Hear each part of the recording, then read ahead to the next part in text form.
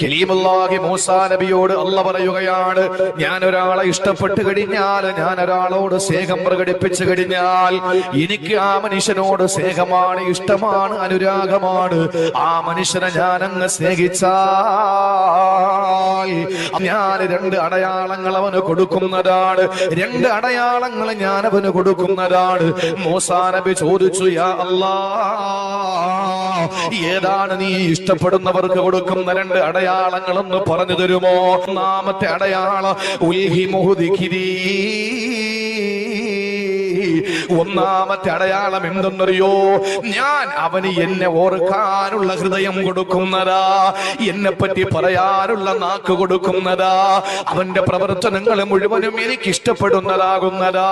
അള്ളാഹു ഇഷ്ടപ്പെട്ട് കഴിഞ്ഞാൽ അള്ളാഹു പറയുന്നു, ഞാൻ അവന് ദിക്ർ ചൊല്ലാനുള്ള നാവ് കൊടുക്കുന്നതാണ്. രണ്ടാമത്തെ അടയാളം ഏതെന്നറിയോ? അഅ്സിമുഹു അൻ മഹാരിമി. ഞാൻ ശുദ്ധമാക്കിയതെല്ലാം അവനെ തൊട്ട് ഞാൻ സൂക്ഷിക്കുന്നതാണ്. അവനൊരു ഹറാമ് ചെയ്യൂല, അവനൊരു നിഷിദ്ധമായത് ചെയ്യൂല, ഒരു കറാകത്ത് പോലും അവന് ചെയ്യില്ല, എല്ലാ സൂക്ഷ്മതയോടെ ജീവിക്കുന്നതാണ്. സഹോദരങ്ങളെ, ഈ 2 അടയാളം എന്നിലുണ്ടോ?